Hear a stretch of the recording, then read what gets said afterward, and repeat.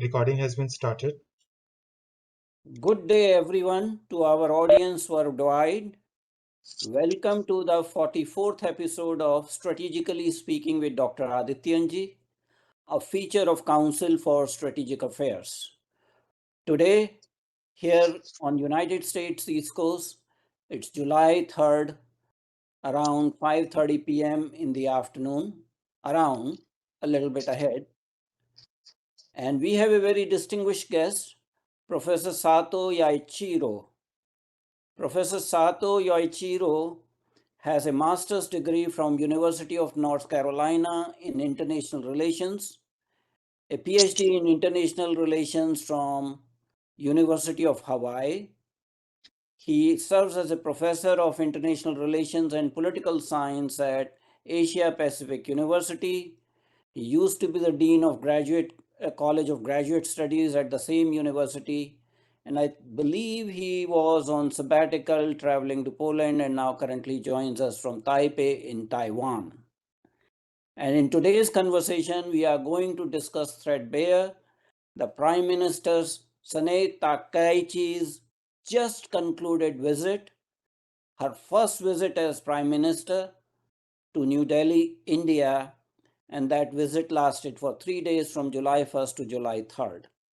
At the conclusion of the meeting, there was a joint statement released with 32 points, and I'm pretty sure we will have ample time to discuss the implications strategically, economically, and otherwise with Professor Sato Yoichiro.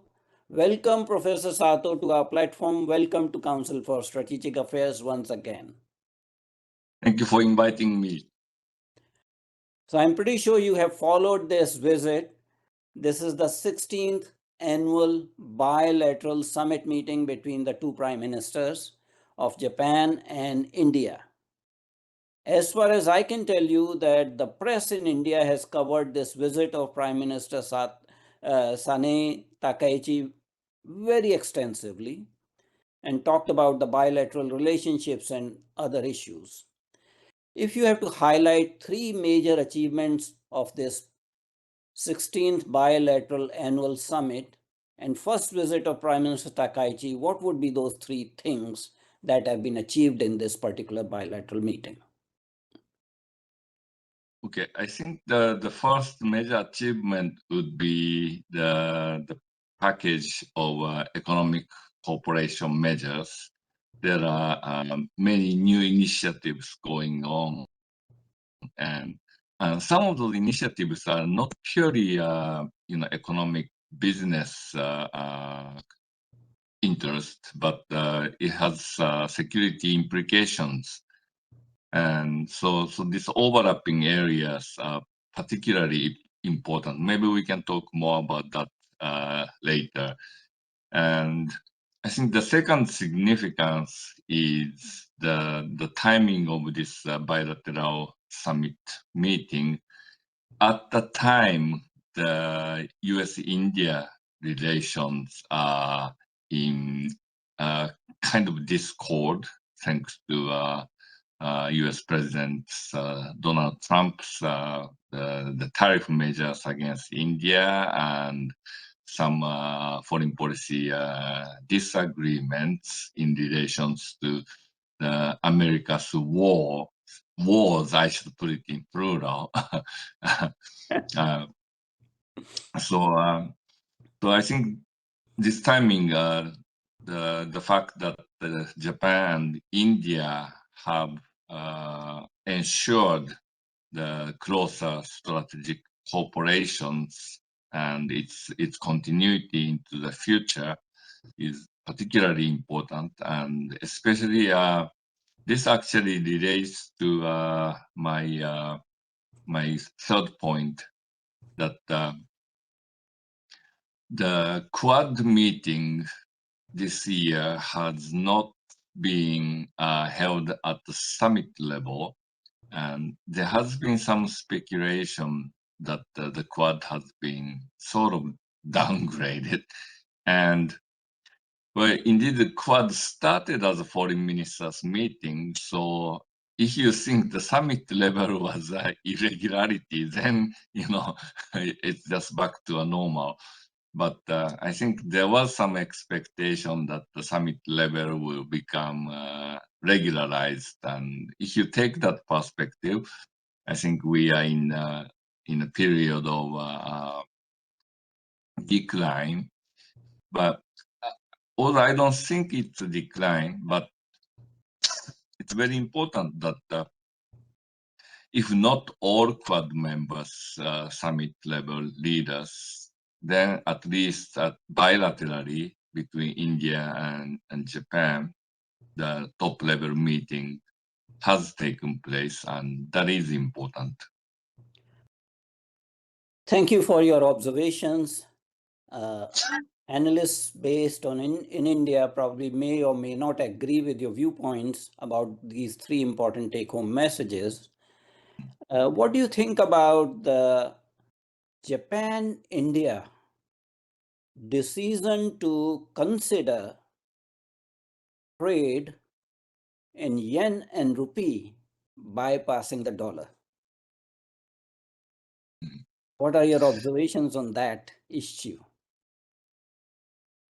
Well, Japan, since the early 1990s, has been interested in increasing the use of yen as an international currency for the trade transactions. And although Japan has lost the timing to boost it at that point, we are seeing the efforts by the expanded BRICS countries, some of the BRICS countries, to de-dollarize the international economic transactions. And if Japan can kind of remain in that game rather than being swallowed into a renminbi-based restructuring of the global economy, then what we might see is sort of multi-polarization of the international currency. And if India and Japan can help each other to be part of those multipolars, then that might make sense. But I'm not sure how much that can progress, because in order for a currency to be actively used in international transactions, those currencies must be easy to use. And when you have so many domestic regulations against various financial products, then that currency is actually handicapped for promoting in the international transactions. And that's the very reason the Japanese currency failed to become an international currency back in the 1990s. The government couldn't deregulate sufficiently to promote that. And I think the case of India, we will face the same issue if we try to promote rupee as an international currency. So, taking from your observations, it is true that BRICS countries want to use alternative mechanisms of international trade and possibly use local currencies in bilateral trade and use actually central banks' digital currencies.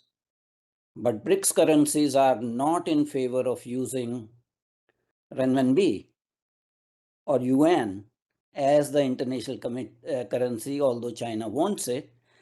To best of my knowledge, India is doing actually rupee local currency trade with 32 other countries. 32 other countries. And major trade with Russian Federation is now done in ruble rupee mechanism to Right. avoid unnecessary tariffs, third-party tariffs, unreasonable financial sanctions by doing trade in a currency that is now lost its heft, is not supported by gold standard. So I think all over the world we are looking for alternatives to dollar hegemony.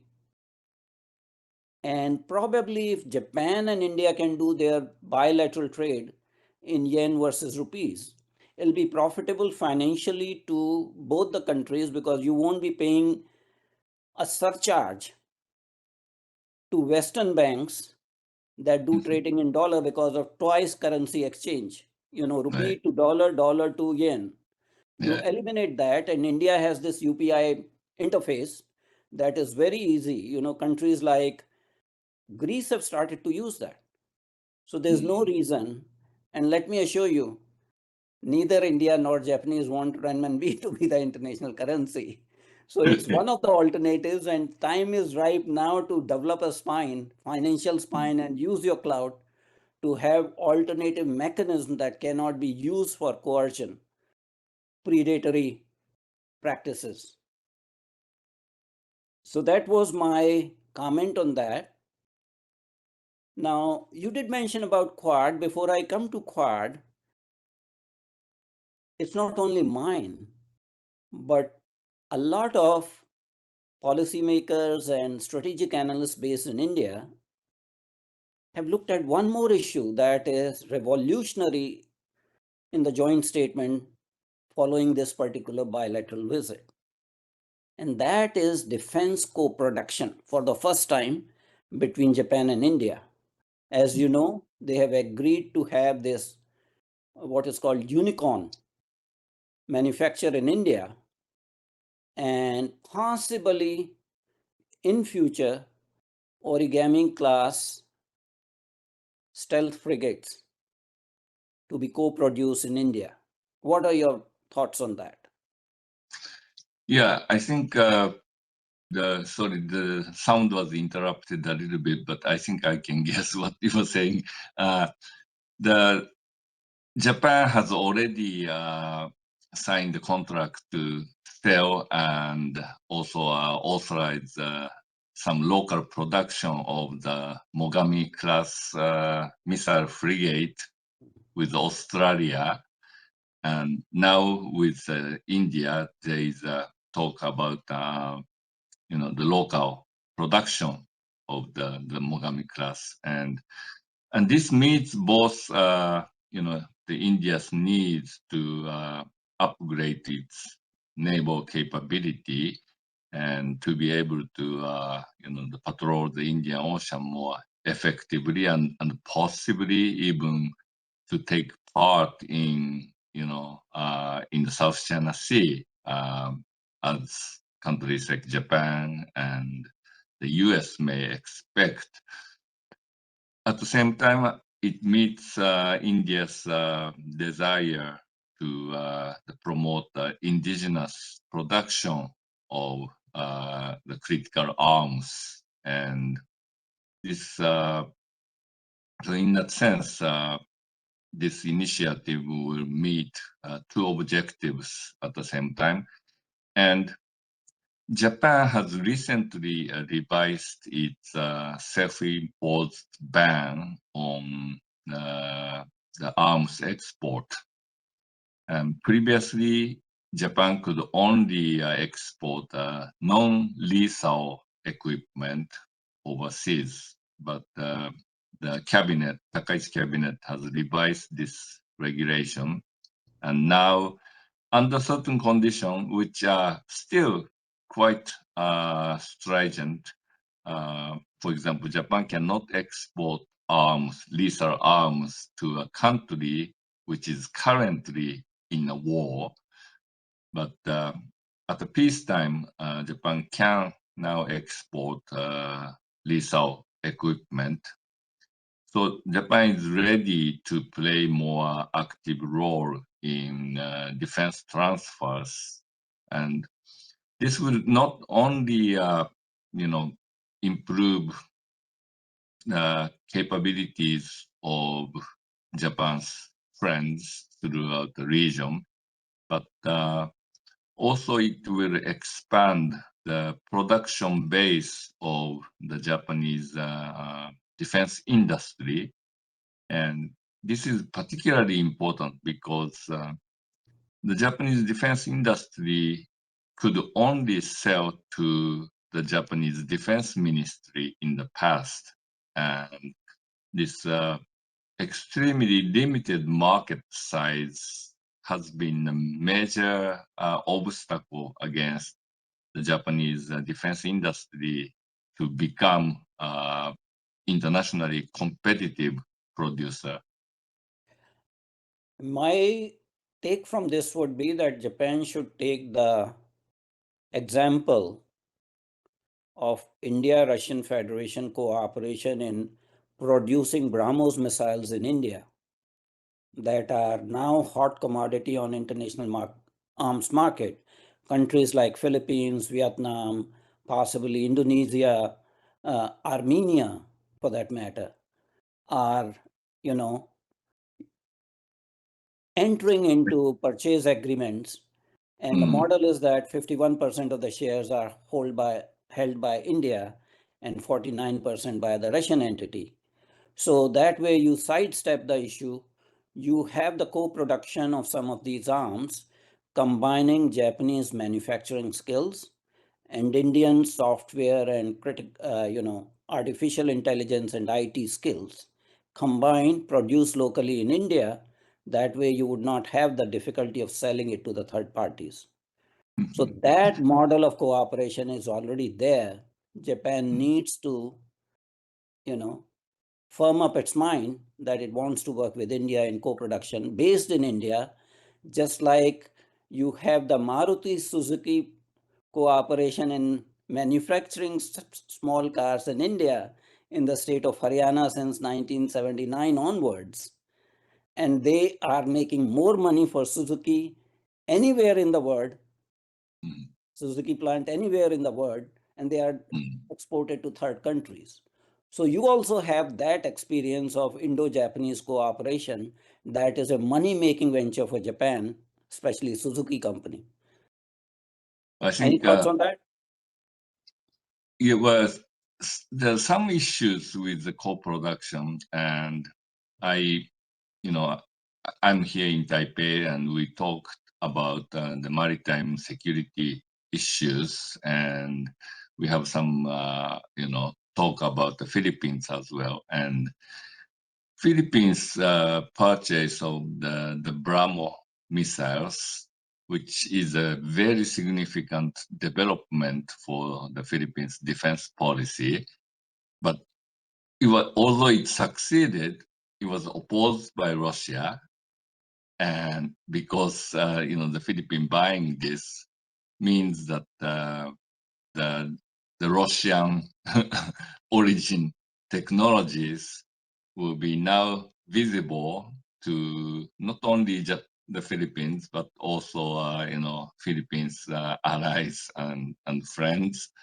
And because of that, Russia opposed. And I think the reversal could be a case, when India and Japan co-produce certain defense platforms, and India's ties with Russia is going to be some obstacle for India's military relations with other countries. In international relations, there are no zero-sum games. Countries deal with every country on the earth at their face value and have safeguard mechanisms involved. Talking about security cooperations, India-Japan relationship is not just about bilateral issues. India-Japan cooperation is fostering third country projects, Sure. just like in Africa, combining Japanese financial investment and Indian technical and personnel involvement in some African countries. And similarly, in the joint statement, one country that has been mentioned is Myanmar. You know, China's BRI has a component called CMAC, China Myanmar Economic Corridor. Although it has not been, fully implemented because of the unrest in Myanmar, but Myanmar is a country waiting to be discovered jointly by Japan and India. And there are a lot of security implications. Do you have any comments on that? Sure, yeah. Japan has been, distancing itself from both the United States and European countries through, the post coup. I'm referring to the earlier coup in 1989, and other countries were trying to punish Myanmar's the military government, whereas Japan tried to keep the dialogue open and not completely shut the aid flow into Myanmar by only suspending a new approval of aid, but letting the previously approved aid to go through into Myanmar after 1989. So this the Japanese effort, I think the interests are shared by India. I think India has a much better understanding about the difficulties, internal difficulties of Myanmar, as opposed to European countries or the United States, and also India understand the risk of neglecting Myanmar because the void will only be filled by the growing dominance of China inside Myanmar. And the Myanmar's, the pipeline interest to Myanmar, for bypassing the Malacca Straits for the transportation of oil is a very important issue. And I mean, we don't mean to, block China's such effort. China, for its own reason, want to diversify the supply routes for its energy, and but at the same time, I think if we think about what's good for Myanmar, then China's development projects also meet the local oppositions, and the China ignoring those local opposition and pushing its agenda through with heavy-handed cooperation with the military government is not a good thing. And I think Japan and India should offer alternatives to the Myanmar government and the project which will benefit the grassroots people of Myanmar is what two countries should be offering. So you talked about, the earlier 1989 coup, but there was another coup in 2021, and Western countries again heavily sanctioned Myanmar. And there's a lot of unease in Myanmar, although they are kind of forced to take aid and support from China. But they themselves are very wary of China because China is supporting all the parties. They supported the NLD, they supported the military junta, and they supported the various tribal rebel army factions, whether it is Kachin Liberation Army or whatever. They have been supplying weapons, applying funding to all these rebel outfits. So there's a lot of suspicion about China's intentions. But China is not alone. Even the Western intelligence agencies are working very heavily in a clandestine manner in Myanmar, and they are actually sending the missionary groups in Myanmar in in the vicinity of northeastern states of India. So you have a Buddhist country based in Asia where one side of external influence is coming from communist China, which has its own hegemonic ambitions, and then from Western countries that have missionary interests trying to convert a Buddhist country into a Christian country, like they have succeeded in South Korea. So here is an opportunity for two Asian countries that are bonded by a civilizational and cultural heritage to help the people of Myanmar and not fall into the Western traps about democracy, because their support for Aung San Suu Kyi is not really for democracy, but for a Western agent in Myanmar. I, I I'm very much in support of, the healthy growth of democratic governance in Myanmar. And I think, the inter-ethnic relations in Myanmar, it needs to be solved not by heavy-handed central government, but, the true cooperation among the ethnic groups under a democratic regime. Having said that, however, I think the Western countries are in a sort of awkward position right now because they have supported Aung San Suu Kyi, but they depended too much on this one individual for their effort to promote democracy, and she has failed. And she has failed not only because the military government is unwilling to transfer true power to a democratic government, but she has failed to uh, achieve a kind of inter-ethnic unity inside Myanmar.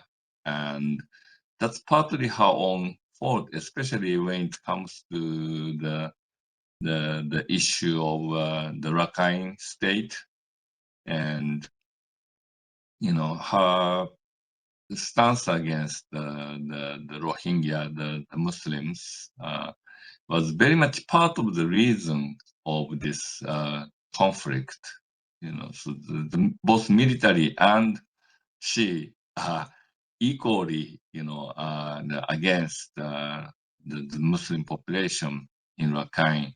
And I think that kind of issues need to be taken into consideration when the Western countries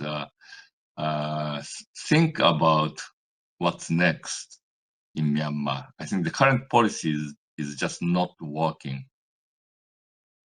As we speak, the international geopolitical situation is very fluid. We have moved away from unipolar world to bipolar world, and we are heading into truly a multipolar geopolitical situation.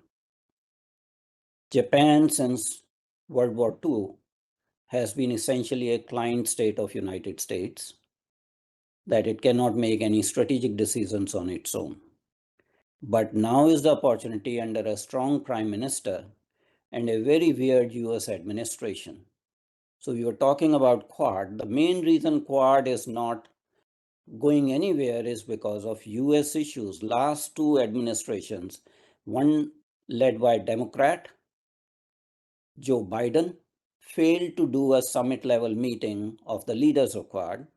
Similarly, the current Republican led administration is dragging its feet into summit level meeting of Quad. So you have bipartisan ambivalence about Quad, and time has come for the middle powers to seize the ground, and rather than focus on Quad, because you mentioned about Philippines and Taiwan, there's already a mechanism existing. It's a trilateral mechanism between Japan, India, and Australia. Should Japan be focusing, instead of harping about Quad, on JIA, trilateral mechanism for free and open Indo-Pacific and maritime security and strategic stability in Indo-Pacific? I think Japan's approach is not to exclude the United States, but at the same time, there's no way Japan can force the United States into any kind of a cooperative framework. So Japan will work with willing middle powers and launch cooperative measures and keep the door open for the United States. And some people think that it's not just Donald Trump, but the United States, in a long time span, is going through a major shift and moving out of Asia and going back to the Western Hemisphere focus. I disagree with that view. I think the U.S. continues to hold interest in Asia, and U.S. wants to keep itself engaged in this region. The part of what's going on right now is Donald Trump individually. I think he's really obsessed with his Monroe doctrine and stuff like that, and also the trade balance and the issue of immigrations, and so his obsessions driving the current U.S. policy. But I think in the longer term, there is certain geostrategic continuity about the first island chain in the Western Pacific. Having good relationship with the first island chain countries makes the entire Pacific Ocean a safe lake for the United States. And I don't think US is willing to easily give up this prestige. The only thing US is trying to do is to gradually shift the cost of this island chain defense onto the allies, because the US can no longer single-handedly bear the cost of this defense. So, Japan pays more, Korea pays more, Taiwan pays more, Philippines pays more, Australia pays more. That's what the US is trying to do. And I don't think they're going to just pull out completely. So they may not be willing to, leave total vacuum, but there's a gradual withdrawal. And I would disagree with you on this issue because not just Donald Trump, the Secretary of State, Marco Rubio, who is one of the future presidential candidates of Republican Party, possible candidate for 2028, has already said that our sphere of influence is Western Hemisphere. And it's not just Donroe doctrine of Donald Trump. Even the Secretary of State is saying the same thing. And more recently, in Xi Jinping, Donald Trump summit meeting in month of May in Beijing, Donald Trump acceded to the doctrine of G2. What is doctrine of G2? So again, that reflects gradual shift in US position in ceding some space in Indo-Pacific to China. Also, the renaming of Indo-Pacific Command to just Pacific Command is again another indicator that US is more concerned about Western Hemisphere. So it becomes imperative for countries like Japan not to just look at US protective umbrella, but also strengthen its self-defense forces and come into some sort of strategic partnership with middle power and strong Asian countries like India to have alternative strategic and security mechanisms for stability in the Indo-Pacific region. And if that means fostering Japan, India, Australia, or Japan, India, Indonesia kind of trilaterals, so be it. What's wrong with that if US does not have an interest in that? I think Donald Trump did not give into the Chinese demand for various things, but he he cooperated with Xi Jinping in creating an image of G2 because that helps Xi Jinping's standing inside China. The China's having some domestic problems, and I think Xi Jinping needed that kind of imaging. And Donald Trump himself, he likes the strong man image, and he doesn't see himself as an equal among G7. So he likes G2 image as well. But I think behind the scene, the Trump is really reassuring key allies like Japan that he didn't give away too much to China. And for example, Trump is he was discussing about the arms transfer to Taiwan when he visited Beijing, and right after the meeting, he said, it's up to him to, approve the the biggest ever arms transfer deal to Taiwan, and Congress has already approved, and the bill's waiting for his signature, and he kind of kept his mouth shut about that, but then, after returning, he has already partially approved the deal, and using the remaining portion of the deal as a further negotiation leverage against China. And I think it's going to be linked this time with the various tariff issues between US and China. And the content of the arms transfer package has been upgraded. The US is now selling, more goodies to Taiwan. So Let's go I back think to US is Prime Minister Sanae Takaichi's visit. In the 32-point joint statement, there's also mention of free and open Indo-Pacific and maintaining the security, right. maritime security in Indo-Pacific region. And although there is no mention of any third country, specifically there's no mention of China, but there was a strong reaction from China Right. about Japan-India bilateral visit.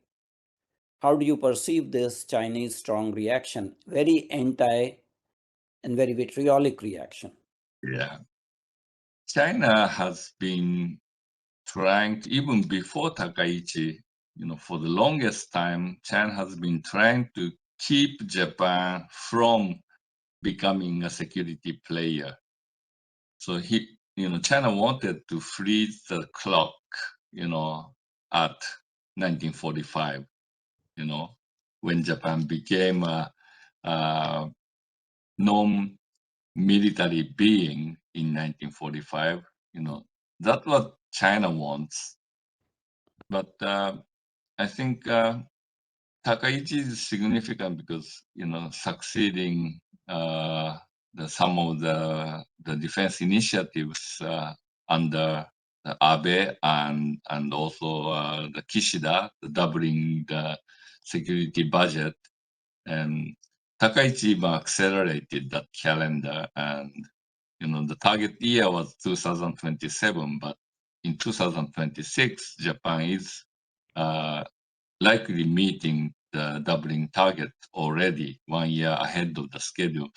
So, and the lifting of the arms transfer restrictions all points to the direction that Japan plays a more important security role. And the China has been trying to demonize Takaichi through its propaganda machine. And you can see those the cartoons on Global Times, Mhm. you know, and those cartoons, the Takaichi's the face is deliberately, written in such a way with eyes going like this, and you know, it's there's a clear effort on the part of China to demonize Takaichi, but it's not gonna work because Japan's old left, which pretty much echoed the Chinese the propaganda line that the militarism is reviving in Japan. Japan is trying to reconquer Asia, and nobody believes that. Not only in Japan, but in Southeast Asia, nobody believes that anymore. Japan is the most trusted country in Southeast Asia, ahead of China, ahead of the United States. So I So you think don't have to look at Japan the will cartoons predict. in Global Times about lampooning and demonizing Sanae Takaichi. It was a Chinese ambassador in Tokyo. He talked about cutting the neck off the prime minister. Right. Did Japan respond to that gesture diplomatically or declare him PNG? Uh, yeah, the former Japanese ambassador to Australia, who Yes. is quite outspoken, Yeah. and he's complaining that the Chinese diplomat who made that remark is still in Japan. Yeah, he should have And been declared persona non grata. that's what he says. So Japan needs to show some spine towards China because China is hypersensitive to any other country rising to its natural potential, whether economically or otherwise. And that brings me about India Japan cooperation in the field of rare earths, critical minerals, as well as semiconductor chips. And in the joint statement, there's a talk about it. Do you have any other advance information about this initiative? Yeah, I think this supply chain resilience issue is a very important part of India-Japan cooperation, and I think we've already had some discussions between the two countries about semiconductors and critical minerals, but also there's some new business agenda going on for producing ammonia in India, and it could serve multiple purposes. Like India's need for fertilizer can be met Fertilizers. through ammonia production, and ammonia can be also used for adding to the the power generation, and the gas based or petroleum based the power generation. You can add ammonia to reduce what is it, the carbon contents in the emissions. And so that's one corporation. I heard also that the Suzuki is talking about the biomass projects in India. There's a talk about supporting 1,000 compressive biogas cooperatives plants at Yeah. various locations in India. They are also talking about a total of around $12 billion of investment immediately, and possibly, I think, $10 trillion yen investment in near future by Japan and India. So geoeconomically, the field is wide open. There are no riders. As far as strategic and security issues are concerned, the most welcoming decision is co-production, defense co-production jointly in India. And I think from Indian side, the sky is limit because India cooperates with Israel, India cooperates with Russian Federation, India is cooperating with French in Rafale, Safran engines.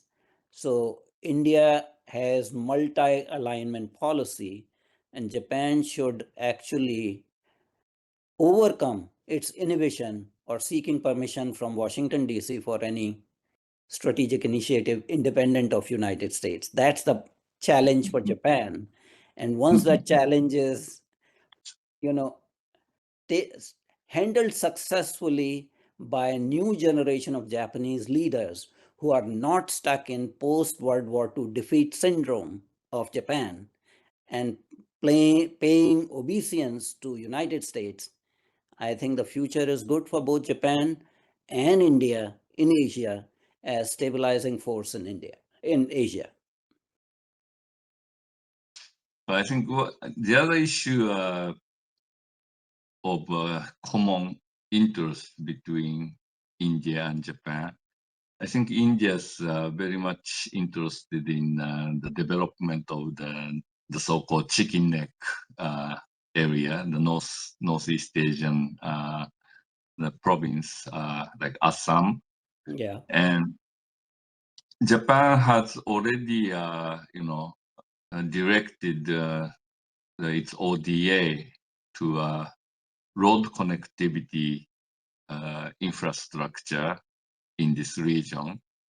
And although it's a very small segment of the highway to I think to cross the Brahmaputra River, but eventually I think it's considered part of the bigger project to connect the Chicken Neck area to the Bay of Bengal side, so that the accessibility will improve. I think you are right. India is looking into connectivity issues with the northeastern states of India, not only using that area, but also developing alternative transport corridors, including in Myanmar, the Kaladan North-South International Transport Corridor. Incidentally, this summit meeting was initially scheduled in the capital of Assam, Guwahati, and it was cancelled because of the tight time schedule of Prime Minister Sanae Takaichi. Right. There was a symbolic significance if this bilateral summit meeting was held in capital of Assam, because it would have sent a message signaling, geopolitical signaling to China without saying a word. But that had to be changed. But yes, that was definitely there. And that's why I brought the Myanmar issue, because Myanmar is very, very important neighbor of India. Largest land border is actually between India and any other country is with Myanmar, not even with Tibet. So we have our own concerns. Indo-Pacific security and strategic stability is of concern to India, but not the way Japan views it. So although there's a scope for geo-economic cooperation, in the areas of artificial intelligence, communications, what have you. As far as Indo-Pacific security is concerned, India has slightly different views from Japan, because India has the stance of strategic autonomy, which means taking independent security decisions independent of United States. And from Indian point of view, Quad has not been very helpful mechanism. Quad does not bring any value. People say that Quad is like Asian NATO. No, it's not a military alliance. And United States, which is quote unquote supposedly the leader of Quad, is sneezing now consistently at the Quad issue.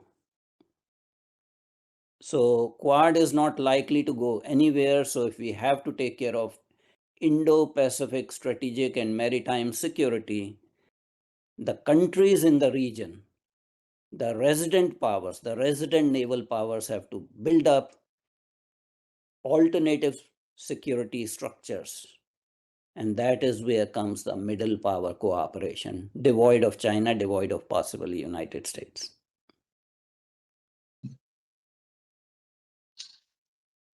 I think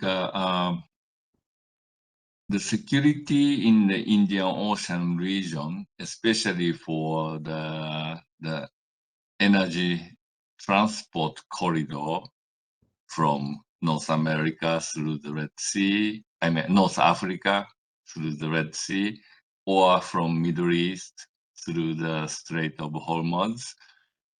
Both are primarily not the American interests, but it's a great interest for countries like Japan, China, Korea, and to some degree India as well, if it's about the Middle East. So, but to make sure this transportation corridor remains same, then any kind of cooperation without the United States would have to include China instead. And since that is difficult at the moment, I think there is a point in keep the U.S. engaged in this. Although, whether you like it or not, the U.S. will diminish its involvement anyway, and the remaining Asian countries are gonna have to shoulder the burden to a greater extent. So it will happen. A United States engagement is okay, but veto is not acceptable. That's the issue we are talking about. But it was pleasure to talk to you, Professor Sato Yoichiro. Once Thank you. again, you have been on our platform before. Uh, this visit actually has served its purpose. We wish both the prime ministers well. The optics was very good. One prime minister referred to other as my lovely younger sister, and the other prime minister called him my brother. So the optics and chemistry were very good. 149 memorandums of understanding were signed. Pledges were made. Hopefully, they will be carried out. The cooperation in areas that we have never talked about, especially yen rupee trade, direct trade, and defense co production in India, are the areas which beckon to a greater future, greater security for both the countries. And we hope that in years to come, the bond becomes stronger. Thank you, Professor Sato. Thank Welcome. you. Namaste. Namaste.